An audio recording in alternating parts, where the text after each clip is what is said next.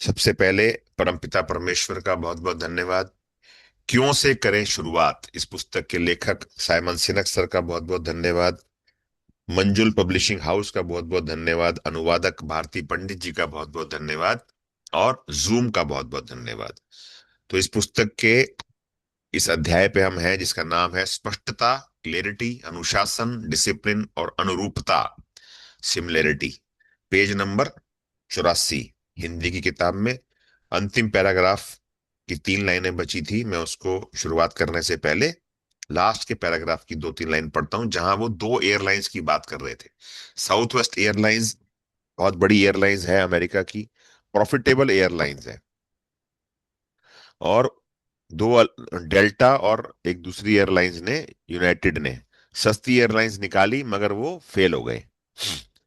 क्यों फेल हो गए कि अब आते हैं मेन पढ़ाई पे, मेन आज की टॉपिक पे। सिनक सर ये कह रहे हैं कि यह धारणा गलत है कि अंतर क्या और कैसे के स्तर पे आता है। व्हाट एंड हाउ के लेवल पे डिफरेंस नहीं पड़ता है जी बिजनेस में। अधिक विशेषताओं, कम कीमतों या अच्छी सेवाओं को आधार बनाते हुए किसी उच्च गुणवत्ता के उत्पाद को बाजार में लाना सफलता को सुनिश्चित नहीं करता। इनका ये कहना है कि बहुत बढ़िया प्रोडक्ट है, बढ़िया सर्विसेज है, बढ़िया क्वालिटी है, हर चीज बढ़िया है, मगर उससे कोई गारंटी नहीं कि आपको सक्सेस मिल जाएगी। अंतर तो वास्तव में क्यों और क्या के स्तर पर आता है। साउथ वेस्ट दुनिया की सबसे अच्छी एयरलाइंस नहीं थी, ना ही उनका किराया हमेशा सबसे कम रहा। अपने प्रतिस्पर्धियों की तुलना में उनकी उड़ानें भी कम शहरों के लिए थी, और वे अमेरिका महाद्वीप से बाहर नहीं जाती थी।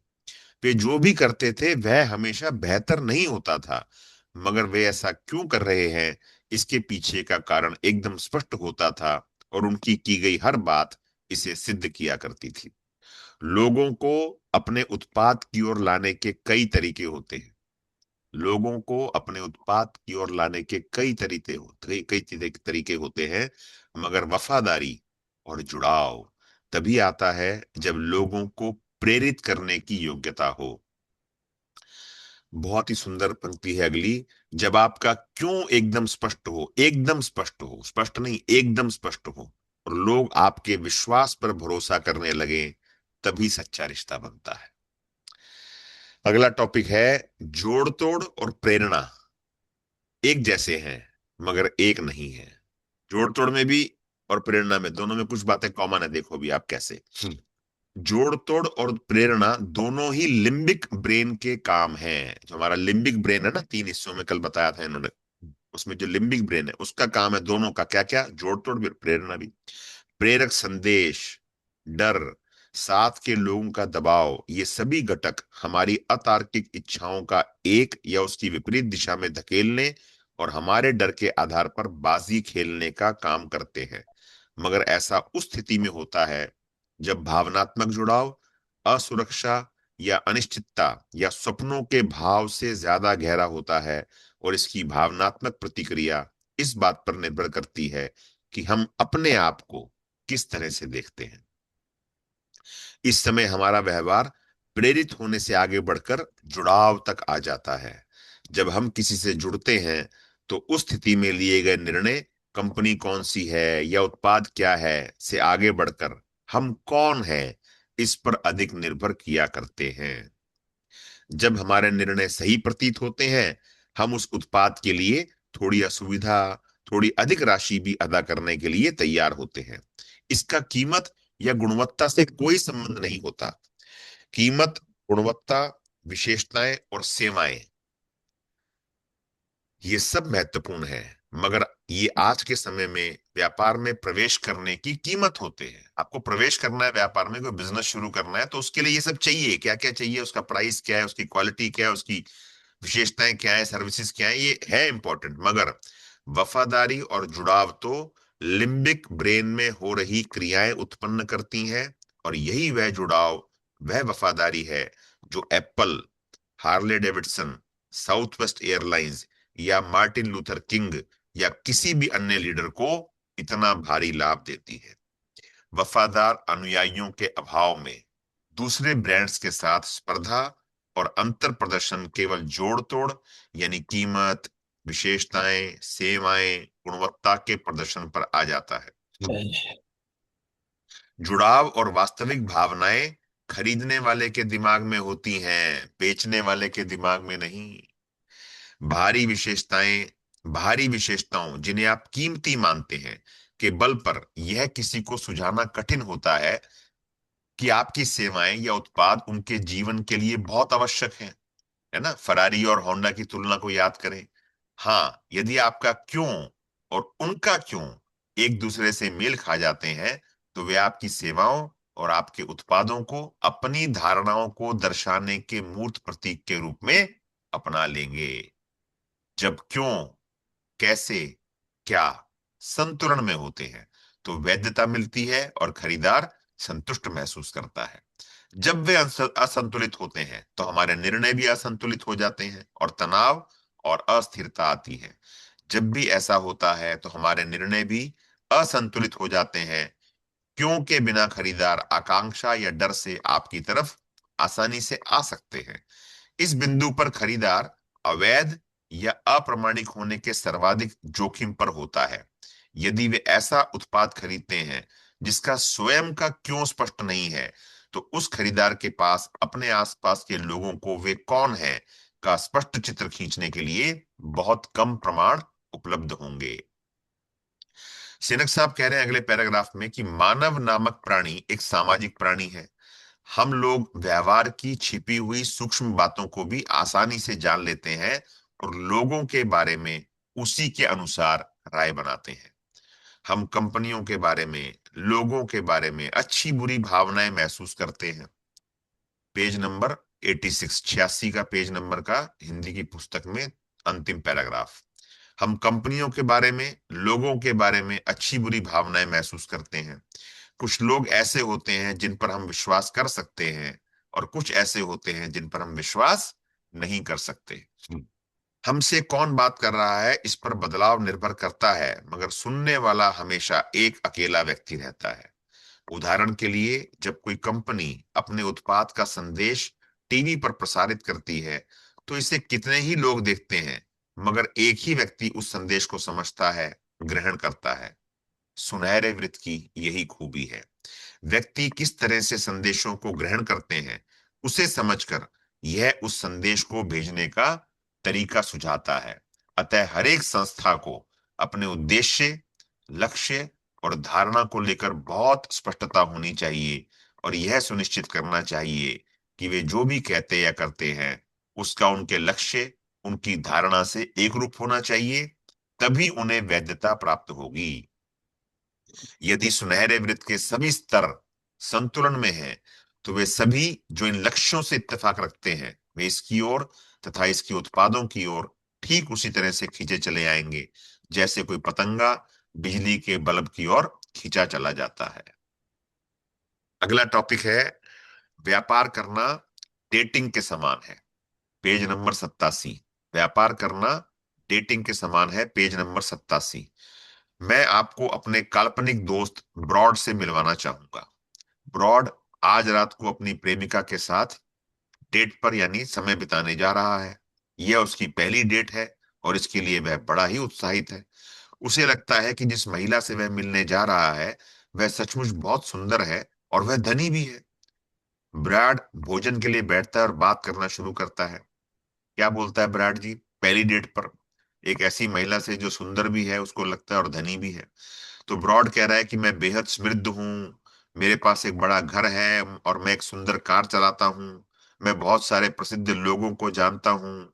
मैं हर समय टीवी पर आता हूँ, जो अच्छा है क्योंकि मैं अच्छा दिखता हूँ। मैंने वास्तव में अपने लिए बहुत अच्छा किया है। सवाल यह है कि क्या ब्रॉड को दूसरी बार डेट पर जाने का मौका मिलता है? Question mark. हम जिस तरह से अपनी बात रखते हैं और जिस तरह से व्यवहार करते हैं, यह हमारे जीव विज्ञान पर निर्भर करता है। इसका अर्थ है, हम अपने सामाजिक जीवन में जो करते हैं और अपने व्यावसायिक जीवन में जो करते हैं, उसके बीच तुलना किया करते हैं। लोग आखिर लोग ही होते हैं। किसी व्यापारिक स्थिति में क्यों को व्यवहार में लाना सीखना किसी डेट पर जाते समय हमारे व्यवहार से ज्यादा भिन्न नहीं होता। क्योंकि वास्तविकता में बिक्री और डेट में कोई फर्क नहीं होता। दोनों ही स्थितियों में आप किसी के साथ टेबल के आर पार बैठते हैं और सौदा सही हो जाए तो इसके लिए सभी सही और अच्छी बातें बोलते हैं। यह संभव है कि आप एक या दो जोड़ तोड़ कर लें, जैसे बढ़िया डिनर, किसी प्रसिद्ध कार्यक्रम के टिकट होने की बात कहना आदि। सॉरी। आप इस सौदे को कितनी अच्छी या बुरी तरह से खत्म करना चाहते हैं, सब कुछ इस पर निर्भर करता है। आप उन्हें वह सब कह सकते हैं जो वे सुनना चाहते हैं। आप इस सौदे को तय करने के लिए उनसे दुनिया भर की अजीब और असंभव बातों को पूरा करने का वादा भी कर सकते हैं। ऐसा एक बार होगा, शायद दो बार चल जाएगा। समय के साथ इस रिश्ते को आगे बढ़ाना बहुत खर्चीला होता जाएगा। आप जोड़ तोड़ की किसी भी रणनीति का चयन करें, विश्वास का रिश्ता बनाने का कोई तरीका हाथ नहीं आएगा। ब्रॉड के मामले में यह तय है कि बातचीत ठीक से नहीं हुई थी। उसे दूसरा मौका मिलेगा इसकी संभावना कम है, और उसने रिश्ते का आधार बनाने का काम ठीक से नहीं किया। उस महिला की ब्रॉड में रुचि केवल उन्हीं बातों को लेकर पैदा हुई थी, और वह डेट पर जाने के लिए राजी हुई थी क्योंकि उसकी दोस्तों ने बताया था कि ब्रॉड अच्छा दिखता है, अच्छी नौकरी वाला है, और उसकी जान पहचान बड़े लोगों से है। भले ही ये सारी बातें सही हों, क्या है इससे निर्णय प्रभावित नहीं होता। क्या के पीछे क्यों का प्रमाण होना ही चाहिए, और इसके अभाव में डेट एकदम प्रभावहीन रही। ब्रॉड को एक बार फिर से भेजते हैं, क्योंकि काल्पनिक आदमी है ना, दोबारा भेजते हैं उसको। चलो, ब्रॉड को एक बार फिर से भेजते हैं डेट पर, मगर इस बार वह क्यों से शुरुआत करेगा। तुम्हें पता है मुझे अपनी जिंदगी के बारे में क्या सबसे अधिक पसंद है, क्वेश्चन मार्क। वह ऐसे शुरुआत करता है, मैं हर दिन उस बात के लिए जागता हूं जिसे करना मुझे बहुत प्रिय है। मैं उन लोगों से मिलता हूं जो अपने काम से प्रभावित हैं और उसे लगन से करते हैं, और उन्हें देखकर मैं प्रभावित होता हूं। यह दुनिया की सबसे बड़ी चीज है। बल्कि सबसे बढ़िया बात यह है कि मैं इसके लिए हर विविध तरीका खोज पाता हूं। यह सचमुच अप्रतिम है, और विश्वास करो या नहीं करो, मैं इससे बहुत सा धन कमा लेता हूं। मैंने इससे एक बड़ा घर और सुंदर कार खरीदी है। मुझे बहुत से प्रसिद्ध लोगों से मिलने का मौका मिलता है, और चूंकि मैं दिखने में अच्छा हूं, अतः मुझे हमेशा टीवी पर आने का मौका मिलता है, जो कि मजेदार है। मैं अपने आप को भाग्यशाली समझता हूं कि मैं ऐसा कुछ कर रहा हूं जो मुझे पसंद है, और इसी के कारण मैं आज काफी कुछ अच्छा करने योग्य बना हूं। इस बार ब्रॉड को दूसरा मौका मिल जाएगा। चूंकि उसके सामने जो भी बैठा होगा, वह उसकी बात पर विश्वास करेगा, और उसके कथन और विश्वास में समानता महसूस करेगा। इससे महत्वपूर्ण यह है कि वह रिश्ते की नींव को बेहतर बनाने की कोशिश कर रहा है, जो कि मूल्यों और धारणाओं पर आधारित है। यही बातें उसने पहली बार की डेट पर भी कही थी, मगर अंतर यह था कि इस समय उसने अपनी बात क्यों से शुरू की, और उसके सहयोग और प्रमाण के लिए सारे क्या, सभी लाभ, सभी विशेषताओं को प्रस्तुत किया। क्या भी बताया, मगर बाद में बताया।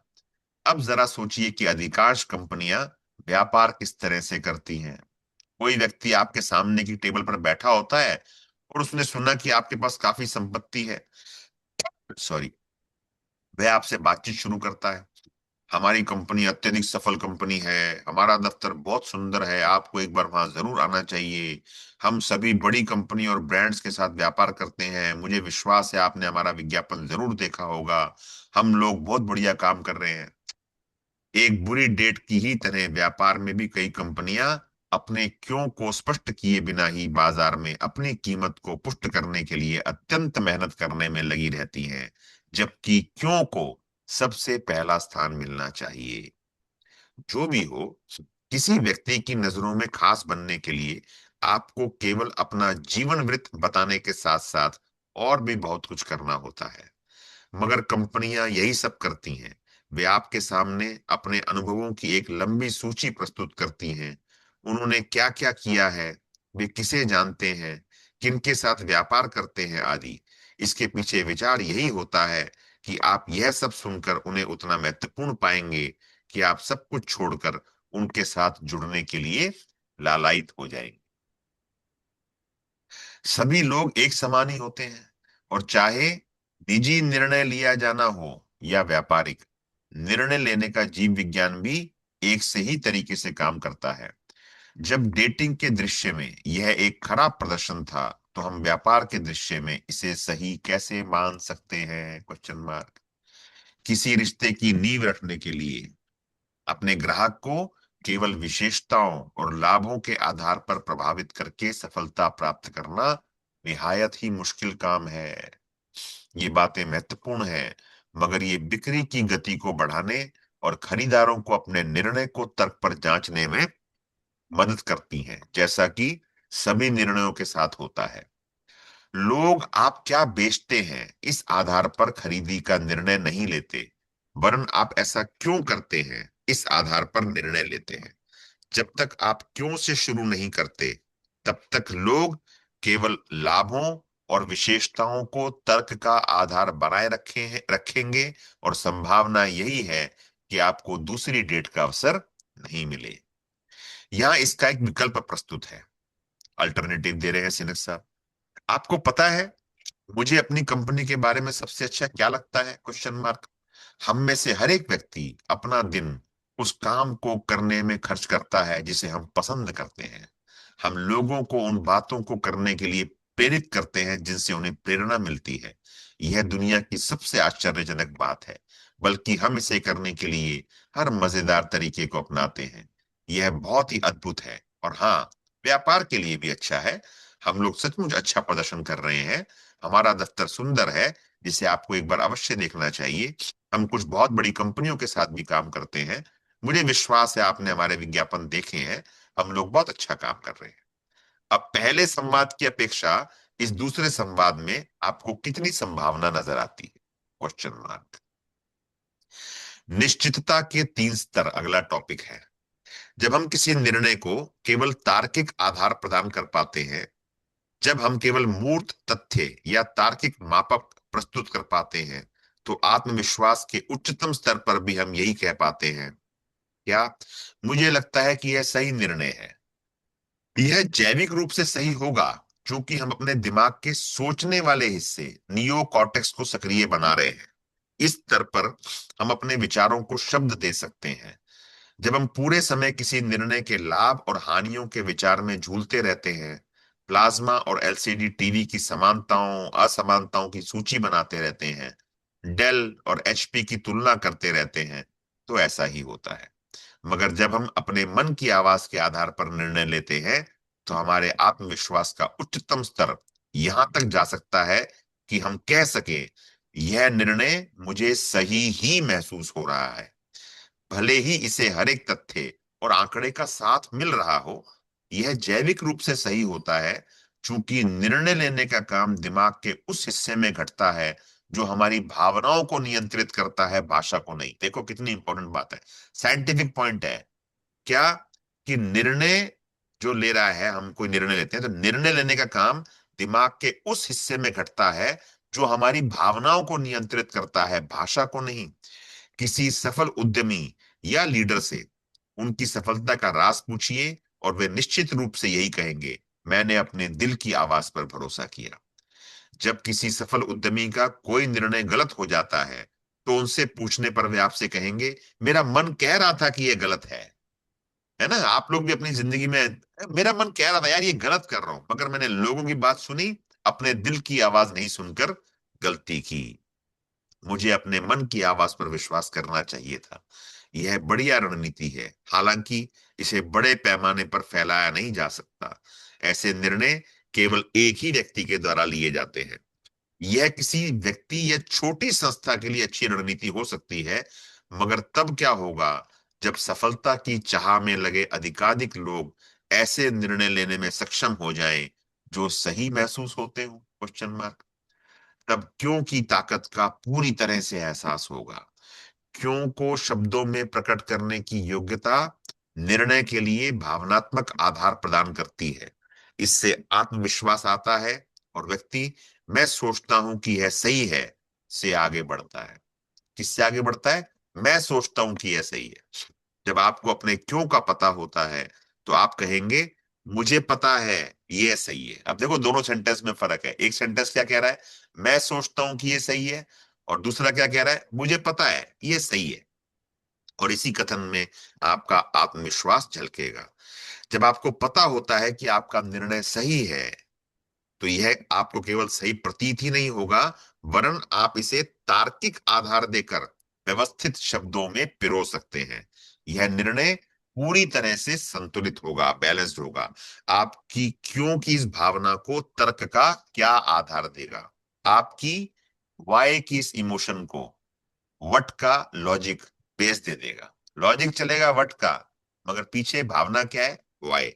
यदि आप मन की आवाज के आधार पर लिए गए अपने इस निर्णय को शब्द दे सकते हैं, यदि आप अपने क्यों को स्पष्ट रूप से बता सकते हैं, तो आप अपने आसपास के लोगों को इस बात का स्पष्ट संदर्भ दे पाएंगे कि यह निर्णय क्यों लिया गया। यदि यह निर्णय आंकड़ों और तथ्यों की कसौटी पर भी खरा उतरता है, तो ये आंकड़े और तथ्य निर्णय को पुष्ट करने में मदद करेंगे। इसी का नाम संतुलन है। और यदि निर्णय आंकड़ों और तथ्यों के आधार पर आगे बढ़ता है, तो यह उन अन्य घटकों को भी रेखांकित करेगा जिनके बारे में विचार किया जाना आवश्यक है। इससे कोई भी विवादास्पद निर्णय बहस से विमर्श में बदल सकता है। उदाहरण के लिए, यदि मैं अचानक व्यापार बंद करने लगूं, तो मेरे भूतपूर्व व्यापार के साझेदार जो पार्टनर्स हैं वो दुखी और क्रोधित हो सकते हैं।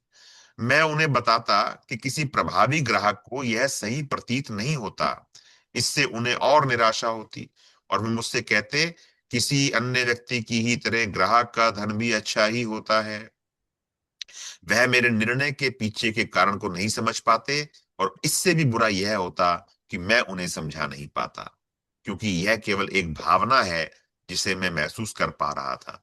इसके विपरीत इन दिनों मैं बड़ी आसानी से यह बता सकता हूं कि मैं इस व्यापार को क्यों कर रहा हूं, लोगों को उन चीजों को करने के लिए प्रेरित करने हेतु जो उन्हें प्रेरित करती है। साइमन सिनक सर कह रहे हैं कि मैं ये व्यापार क्यों कर रहा हूं, लोगों को उन चीजों को करने के लिए प्रेरित करने हेतु जो उन्हें प्रेरित करती हैं। यदि जब सॉरी यदि अब मुझे किसी कारण से अपने मन की आवाज के आधार पर पहले जैसा ही एक और निर्णय लेना पड़े, तो अब कोई बहस नहीं होगी, क्योंकि हर एक के मन में इस बात की स्पष्टता है कि यह निर्णय क्यों लिया जा रहा है।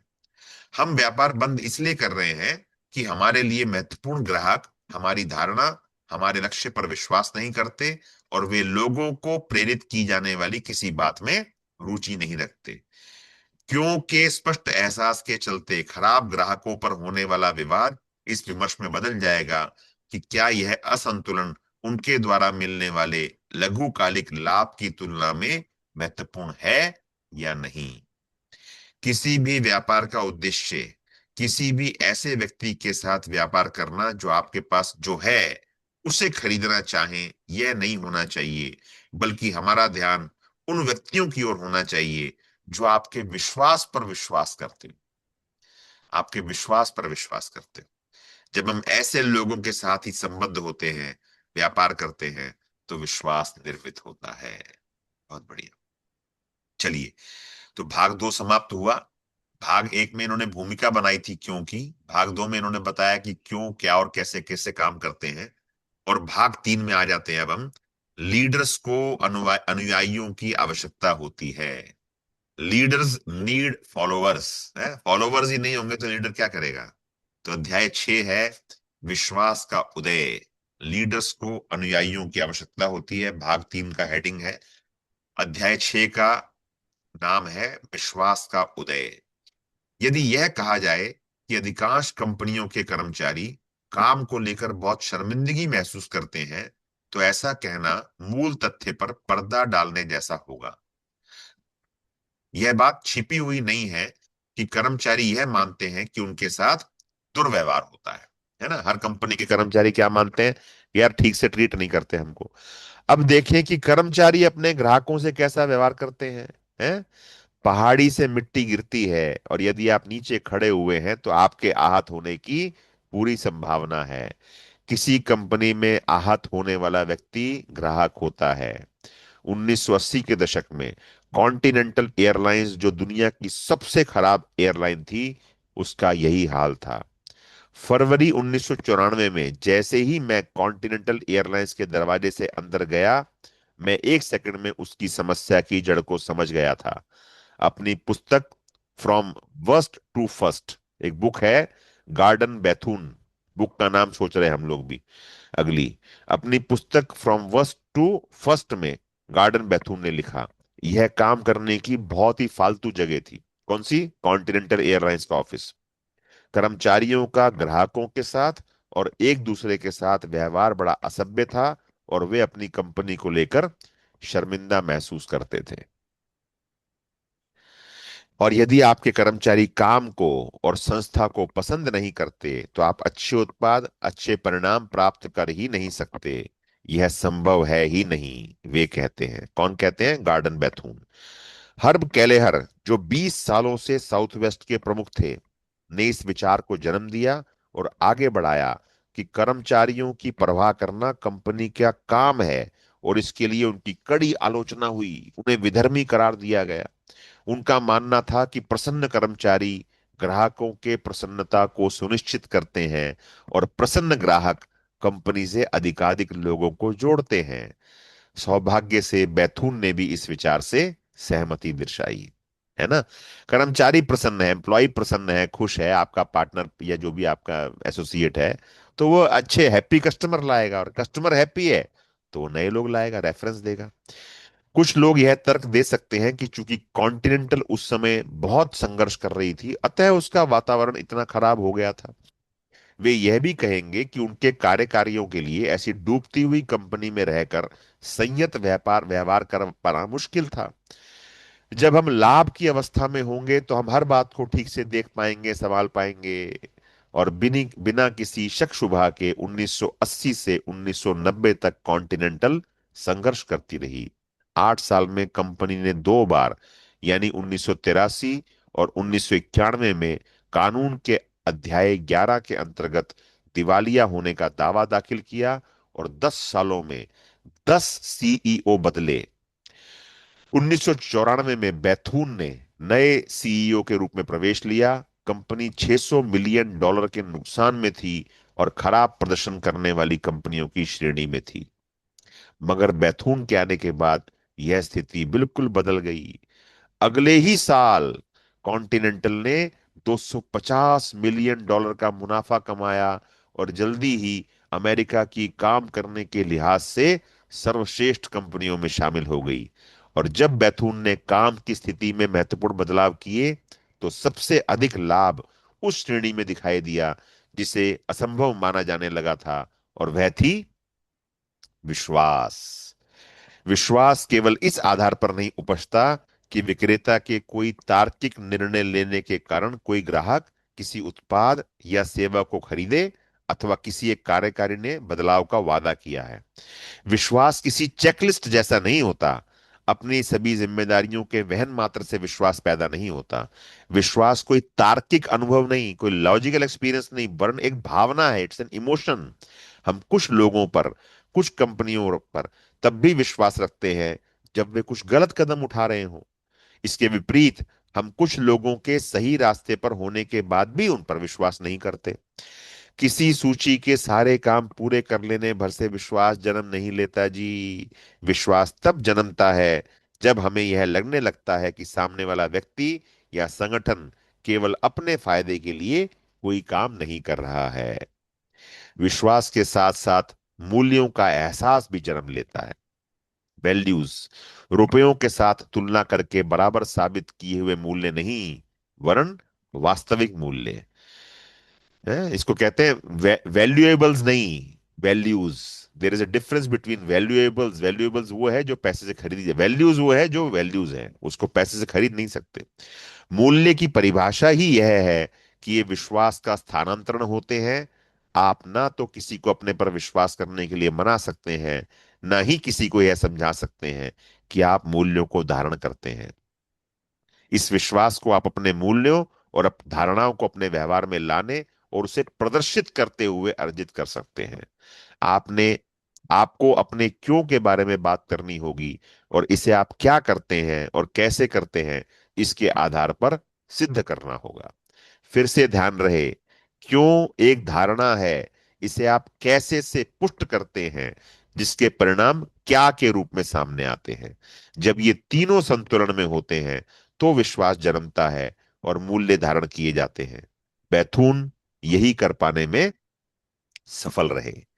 ऐसे कई प्रतिभाशाली कार्यकारी अधिकारी, सीईओ होते हैं जिनमें बड़ी योजनाओं के प्रबंधन की योग्यता होती है, मगर महान नेतृत्व केवल योजनाओं के सही क्रियान्वयन पर निर्भर नहीं करते। नेतृत्व करना अधिकारी या लीडर बनने जैसा नहीं होता। अधिकारी या लीडर बनने का अर्थ है आप ऊंचे पद पर रहते हैं। संभव है यह पद आपको अपनी योग्यता के बल पर मिला हो, संस्था की आंतरिक राजनीति के चलते या आपकी किस्मत से। नेतृत्व करने का अर्थ होता है बाकी लोग अपनी इच्छा से आपका अनुसरण करते हैं, इसलिए नहीं कि उन्हें ऐसा करने की बाध्यता होती है या उन्हें इसी का वेतन मिलता है, वरन इसलिए कि वे ऐसा करना चाहते हैं। इसे किसी ने बड़े अच्छे शब्दों में कहा था एक बार मुझे कि there is difference between personal power and positional power. Positional power वो है जो आपको आपकी योग्यता से, आपकी पढ़ाई लिखाई से या आपके ऑफिस में कुछ आपका जान पहचान से आपको मिल गई एक पोजीशन, एक चेयर। मगर पर्सनल पावर तब बनेगी जब लोग आप पर विश्वास करेंगे।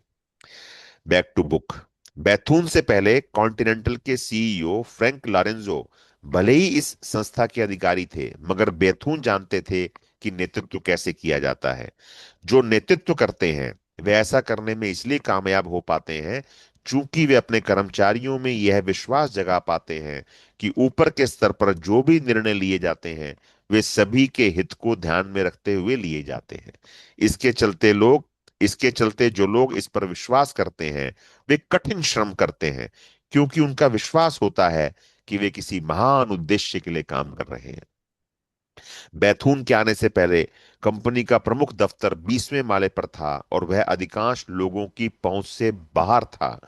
अधिकारियों के कक्ष अधिकतर ताला बंद रहते थे। केवल बड़ी रैंक वाले लोगों को ही वहां जाने की अनुमति थी। इस माले पर जाने के लिए भी कार्ड की अनिवार्यता थी। सुरक्षा के लिए कैमरे लगे हुए थे और हथियारबंद सुरक्षाकर्मी यहां वहां तैनात रहते थे, जिनसे बच पाना मजाक नहीं था। स्पष्ट था कि कंपनी अविश्वास की दिक्कतों से गुजर रही थी। एक कहानी सुनाई जाती थी कि फ्रैंक लॉरेंजो कॉन्टिनेंटल के किसी समारोह में सोडा तब तक नहीं पीते थे जब तक कि बोतल उन्होंने अपने हाथ से नहीं खोली हो, क्योंकि डर था ना कोई जहर ना मिला दे, ऐसा काम किया है। वे किसी पर भी विश्वास नहीं करते थे, अतः यह स्पष्ट था कि उन पर भी कोई विश्वास नहीं करता था। यह बहुत कठिन अवस्था होती है कि आपको जिन लोगों का नेतृत्व करना होता है वे आपका अनुसरण नहीं करते। बैथून इससे एकदम अलग थे। उन्होंने समझ लिया था कि किसी कंपनी की संरचना कुछ लोगों के जमावड़े से बढ़कर कुछ नहीं होती। वे कहते थे आप अपने डॉक्टर के सामने झूठ नहीं बोल सकते, इसी तरह आप अपने कर्मचारियों से झूठ नहीं बोल सकते। बैथून ने सभी को ऐसी संस्कृति में ढालने की कोशिश की जिस पर सब विश्वास कर सकें, और सबसे बड़ा विश्वास यह दिया कि वे चाहें तो इसी संरचना और इन्हीं लोगों के साथ काम करते हुए कंपनी की कंपनी को इस बुरी अवस्था से बाहर निकालकर दुनिया की सबसे अच्छी एयरलाइंस बना सकते हैं। मैं यहां पर रोक रहा हूं। पेज नंबर 98, सेकंड पैराग्राफ को हमने समाप्त किया है। 6:09 हो गए मेरी घड़ी में। एक छोटी सी बात कहनी है लास्ट में। ये किताब जो है, जो हम पढ़ रहे हैं, क्यों से करें शुरुआत, मेरा विश्वास है कि आप इसको दोबारा भी पढ़ते होंगे रात में या दिन में कभी भी। तो इसका 268 पेज है और हम अभी 100 पेज तकरीबन पढ़ चुके हैं। तो मेरा आप सबसे आग्रह है कि अपना अपना सजेशन आज ग्रुप में डालिए आप, कि हम अगली पुस्तक कौन सी पढ़ें। मधुलिका, आप एक बार वो डालना जो आपने पिछली बार डाली थी, है ना। तो बाकी लोग भी डालो क्या क्या है कोई किताब का सजेशन, ताकि अगली किताब फाइनल हो, हम लोग ये खत्म होने से पहले नई पुस्तक खरीद पावे। कोई बात जल्दी से 30 सेकंड में कोई कहना चाहता है तो कह दीजिए, अन्यथा मेरी तरफ से